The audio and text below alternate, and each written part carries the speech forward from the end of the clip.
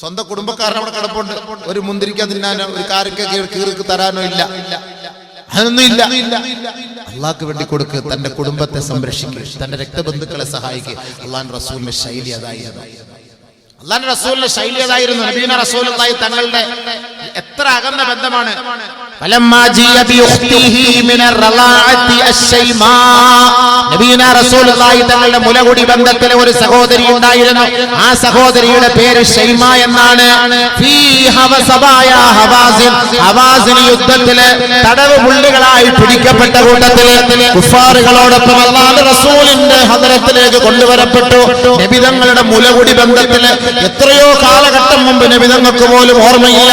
നബി തങ്ങൾ പാല് കുടിച്ച ഉമ്മയിൽ നിന്ന് പാല് കുടിച്ച ഒരു സഹോദരിയെ ഹവാസിൻ യുദ്ധത്തിൽ പിടിക്കപ്പെട്ട അല്ലാഹുവിന്റെ റസൂലിന്റെ ഹദറത്തിലേക്ക് കൊണ്ടുവരികയാണ്. നബിയുനാ റസൂലുള്ളാഹി തങ്ങളെ പരിചയപ്പെടുത്തി കൊടുക്കുകയാണ്. നബിയേ, ഈ പെണ്ണ് അങ്ങയുടെ മുലകുടി ബന്ധത്തിലെ ഒരു അകന്ന ബന്ധുവാണ്, ഒരു സഹോദരിയാണ്. അവളെയാണ് തടവുപുള്ളിയായി പിടിക്കപ്പെട്ട് കൊണ്ടുവന്നത്. ഉടൻ തന്നെ അല്ലാഹുവിന്റെ റസൂല് മനസ്സിലായപ്പോ എഴുന്നേറ്റ് നിന്നുകൊണ്ട്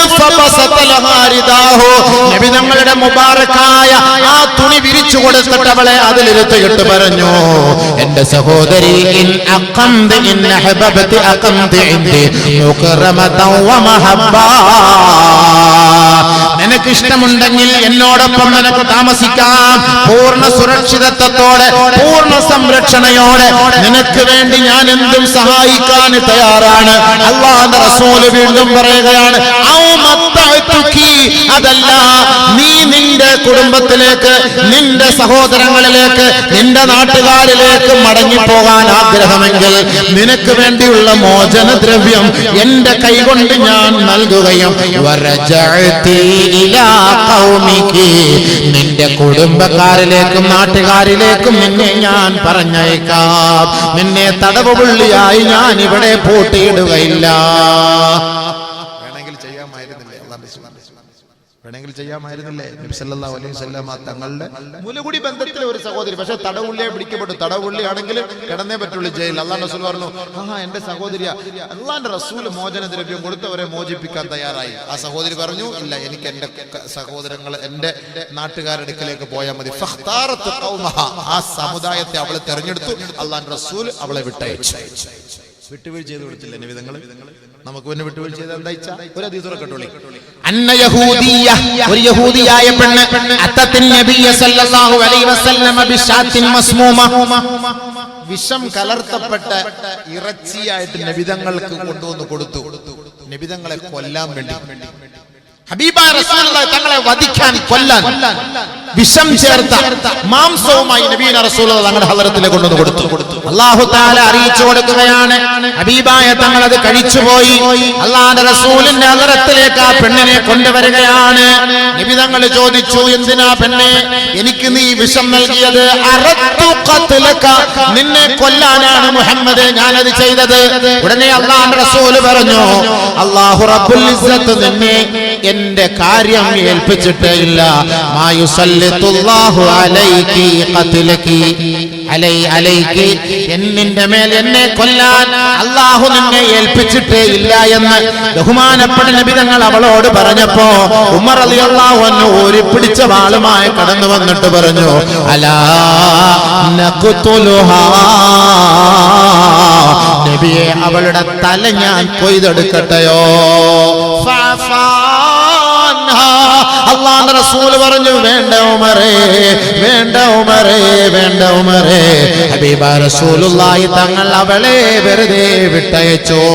ബഹുമാനപ്പെട്ട അനസ് റളിയല്ലാഹു അൻഹു പറയുകയാണ്, ഹബീബായ റസൂലുള്ളാഹി സ്വല്ലല്ലാഹു അലൈഹി വസല്ലമ തങ്ങൾക്ക് ഈ ഒരു വിഷം അല്ലാഹുവിന്റെ റസൂലിന്റെ ശരീരത്തിൽ തളം കെട്ടി കിടക്കുകയും മരണം വരെ നബിയുനാ റസൂലുള്ളാഹി തങ്ങൾക്ക് ഇതിന്റെ വേദന ഉണ്ടാവുകയും ചെയ്തു.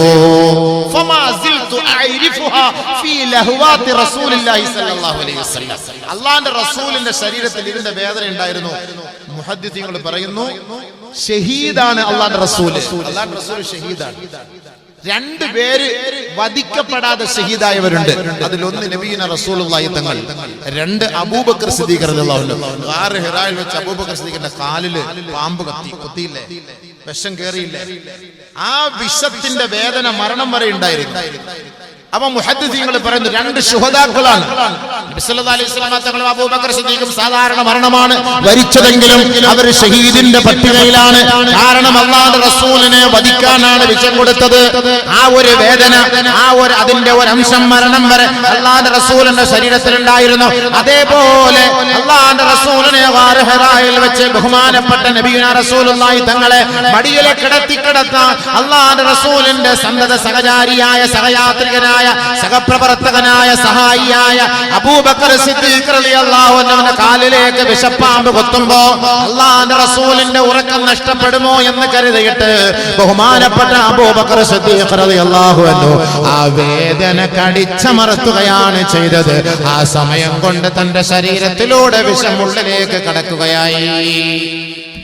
അബൂബക്കർ സിദ്ദീഖ് മരണപ്പെട്ടതും ആ ഒരു ഷഹീദിന്റെ കൂലിയുടെ പേരിലാണ്. കാരണം മഖ്തൂലായി വധിക്കപ്പെട്ടത് 3 പേരാണ്. ആരൊക്കെ? ഉമർ റളിയല്ലാഹു അൻഹു വധിക്കപ്പെട്ടു, ഉസ്മാൻ റളിയല്ലാഹു അൻഹു വധിക്കപ്പെട്ടു, അലി റളിയല്ലാഹു അൻഹു വധിക്കപ്പെട്ടു. ഇവരൊക്കെ വധിക്കപ്പെട്ടു, തട്ടിക്കളയാണ് ചെയ്തത്. പക്ഷേ അവര് ഷഹീദാണ്, അവര് മഖ്തൂലായ ശുഹദാക്കളാണ്, വധിക്കപ്പെട്ടവരാണ്. ഇവരെ കുറേശ്ശെയാണ് വധിച്ചു കളഞ്ഞത്. രക്തം ഇത് കൊടുത്തു കുത്തിവെച്ചു അല്ലേ? അങ്ങനെയൊക്കെയുള്ള അവസ്ഥകൾ.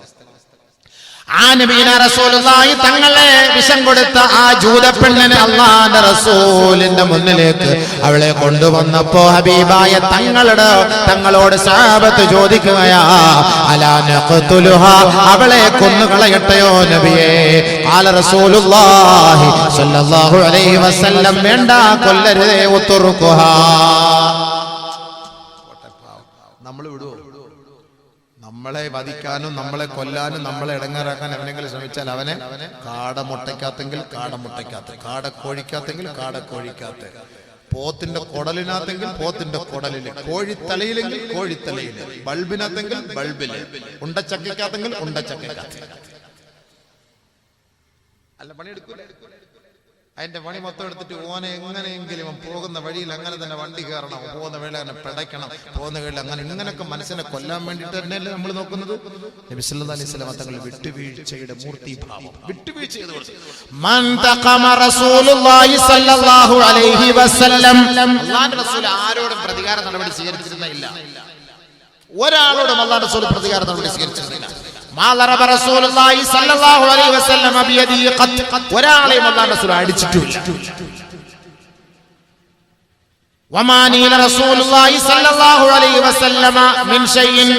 ഒരു വസ്തുവിനും അല്ലാഹുവിന്റെ റസൂൽ പ്രതികാര നടപടി സ്വീകരിച്ചിട്ടില്ല.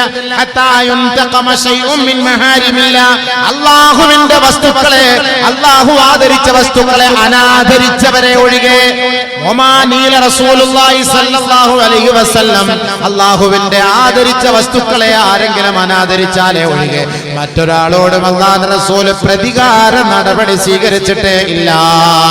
لقد غطي ظهرك وكسرت رباعيتك وأدمي وجهك فقلت اللهم اغفر لهم، اللهم اغفر لهذا القوم فإنهم لا يعلمون.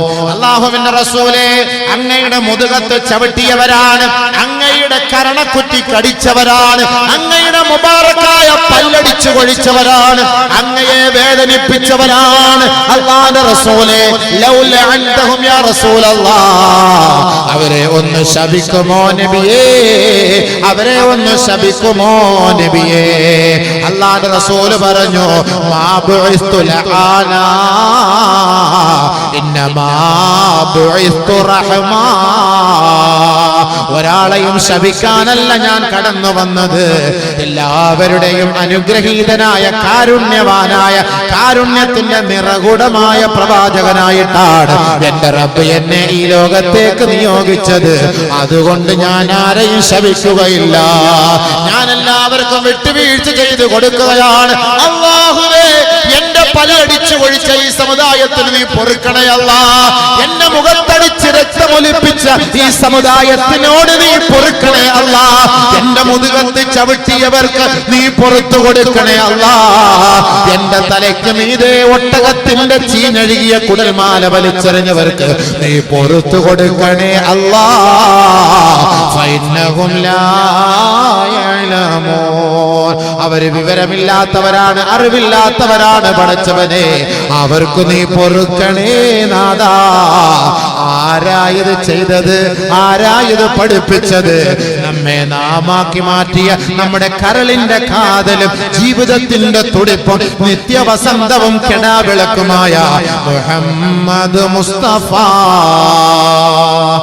സല്ലല്ലാഹു അലൈഹി വസല്ലം അല്ലേ?